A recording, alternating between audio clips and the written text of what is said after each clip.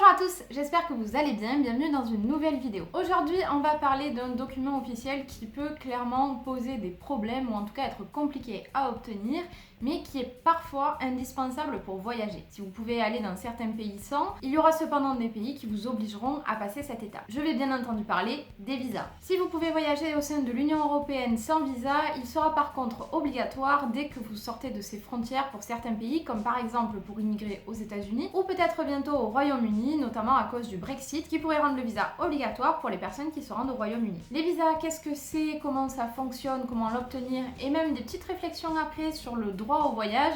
C'est parti. Alors les visas, qu'est-ce que c'est? Les visas, ce sont des documents officiels délivrés par les autorités d'un pays qui vous permettent de rentrer sur le territoire pour une certaine occupation et pour une durée donnée. L'histoire des visas, elle est intimement liée à l'histoire des passeports. Il vous faudra en effet un passeport valide afin d'obtenir un visa. Les visas sont aussi liés à la notion d'État et au fait que les États ont des frontières et que pour passer ces frontières et pour réguler l'immigration à l'intérieur de son pays, l'État est libre de choisir les règles qu'il souhaite. Les visas sont donc une façon de réguler l'immigration au sein d'un pays, mais également une arme diplomatique.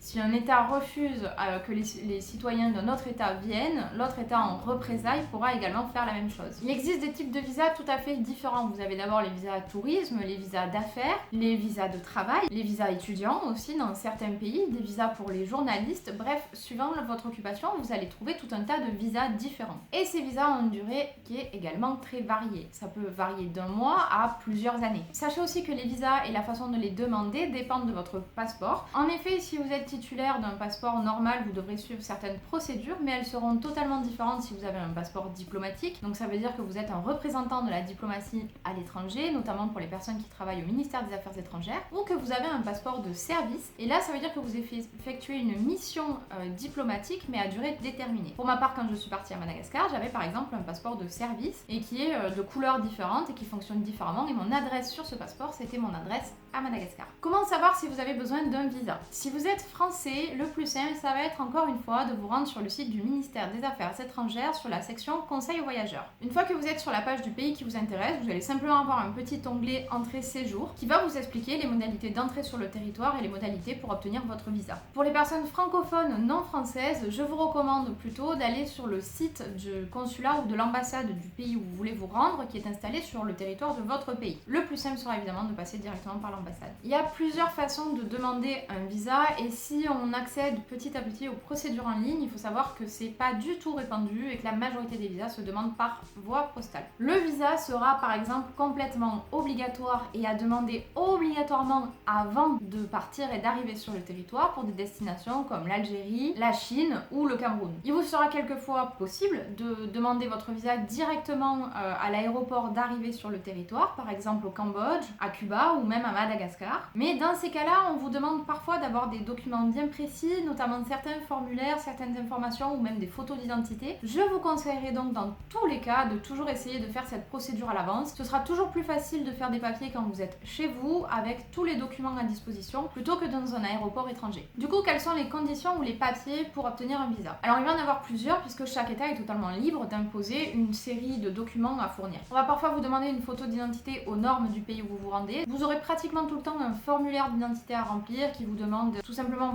des informations qui vous concernent comme votre nom, votre date de naissance, les dates d'expiration de votre passeport, mais également l'adresse de la personne chez qui vous allez dans le pays ou de l'hôtel dans lequel vous allez dans le pays, les dates de séjour que vous avez prévues, bref tout un tas d'informations pour mieux situer ce que vous venez faire sur place. Pour certaines destinations en plus, il vous faudra fournir les photocopies de vos billets d'avion et pour d'autres encore des fois des impressions de vos relevés de compte qui montreront que vous disposez d'assez d'argent pour vivre dans le pays où vous vous rendez, mais également que vous allez revenir dans votre pays d'origine puisque vos finances sont majoritairement placées là. Et c'est globalement plus ou moins tous les papiers qu'on va vous demander dans la majorité des cas. Et si vous trouvez ça assez intrusif, je vous propose qu'on en reparle en fin de vidéo. Le visa, ça permet donc d'avoir une première approche de l'administration du pays dans lequel on va se rendre, que ce soit pour voyager ou pour immigrer. Sachez qu'il vous faudra, si vous demandez un visa par voie postale auprès du consulat ou d'une ambassade, il vous faudra envoyer votre passeport par la poste. Veillez donc à prévoir le délai suffisant pour qu'il fasse l'aller-retour. Et c'est normal puisque en fait les autorités consulaires auxquelles vous envoyer votre passeport, vont tout simplement épingler le visa qui se présente comme un petit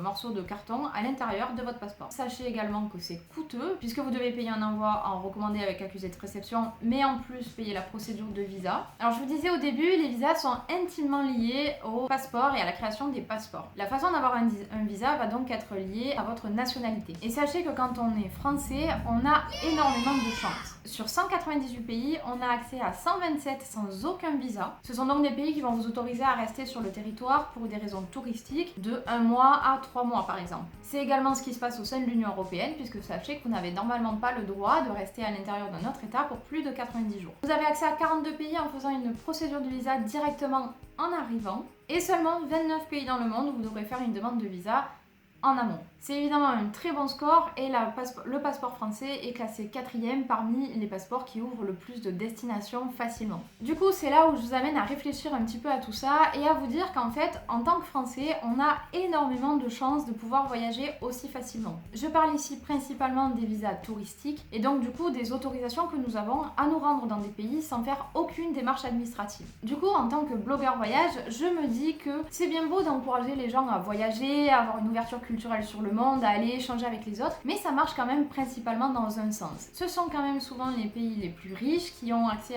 au plus de destinations, puisqu'en fait leurs réseaux diplomatiques sont assez forts et puissants pour permettre d'avoir des contrats bilatéraux ou multilatéraux avec certains pays ou avec certaines zones géographiques qui permettent à leurs ressortissants tout simplement de voyager librement. Du coup, on a vraiment de la chance parce qu'en fait on peut bouger tranquillement quand d'autres personnes qui viennent d'autres pays vont avoir énormément plus de difficultés à voyager. En fait, quand on est français ou plus largement européen, on n'a jamais à prouver qu'on est digne de se rendre dans un pays et surtout on n'a jamais à prouver qu'on n'a pas l'intention d'y rester indéfiniment et d'immigrer là-bas quand on veut simplement voyager. Mais il faut bien se dire que c'est le cas pour une grande partie des pays, notamment des pays du Sud. Pourtant, j'ai rencontré énormément d'expats qui profitaient de ces visas touristiques en simplement sortant du pays pour faire des vacances à l'étranger et revenir dans ce pays-là en demandant tout simplement un nouveau visa touristique. Et c'était pour eux une façon de s'installer de façon assez permanente ou en tout cas de longue durée sur le territoire sans payer un visa de travail ou remplir des formulaires d'immigration et en même temps sans déclarer non plus à l'État français qu'ils étaient partis, ce qui fait qu'ils pouvaient toujours bénéficier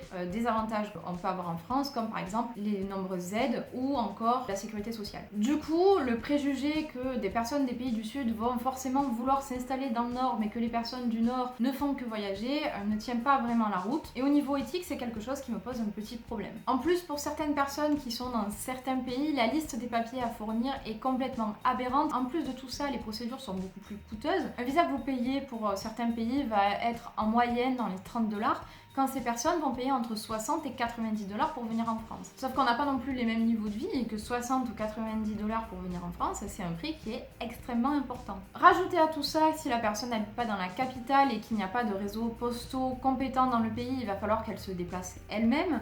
Il va falloir qu'elle prenne plus de temps pour que la poste puisse faire son service. Il va peut-être falloir qu'elle se rende dans l'ambassade pour avoir un rendez-vous en personne dans lequel on va l'interroger pour savoir si elle a vraiment le droit de venir poser le pied dans notre pays. Du coup, quand on est blogueur voyage et qu'on montre de belles photos et qu'on encourage tout le monde à voyager, finalement, notre discours il s'adresse à une petite minorité de personnes qui peut se permettre de voyager en sachant qu'une partie du monde est complètement bloquée. Pourtant, je ne vois pas pourquoi les personnes à qui on oblige d'avoir un visa pour entrer sur le territoire français, si elles viennent en touriste avec par exemple un billet d'avion aller-retour, n'auraient pas le droit, elles aussi, de venir visiter la France. On est toujours très bien accueillis à l'étranger et pourtant nous ne savons pas accueillir dans notre propre pays. Il faut donc prendre conscience que le voyage c'est quand même un luxe et que nous ne sommes pas tous égaux face à nos droits à pouvoir voyager. Et en plus de ça, nous n'avons pas de procédure qui soit émotionnellement contraignante pour le faire. Pour comprendre un peu plus tout ça, je vous encourage à lire 2 articles que je vous laisse dans la description qui racontent l'histoire d'une artiste ougandaise qui a simplement voulu se rendre au Royaume-Uni parce qu'elle était exposée et voulait assister à son vernissage. Alors l'article est en anglais, mais vous allez voir que ça a été un processus qui a été long, compliqué et que les procédures de visa, du fait de sa nationalité, la poussent parfois à ne pas pouvoir se rendre à des événements auxquels elle est tout simplement invitée. Alors même que c'est une artiste qui revendique sa nationalité et qui ne veut pas aller habiter ailleurs. Et si un visa vous est refusé, sachez que comme c'est une prérogative nationale, il n'y a souvent pas de voie de recours. Vous pouvez dans certains cas faire appel, mais ce n'est pas obligatoire. En fait, les États sont complètement libres de choisir qui vient ou qui ne vient pas sur leur territoire. En vivant à l'étranger, je me suis rendu compte de l'énorme chance que j'avais d'être française, ne serait-ce qu'en matière de sécurité sociale, en matière d'éducation, en matière d'aide, bref, toutes ces choses que l'État français nous donne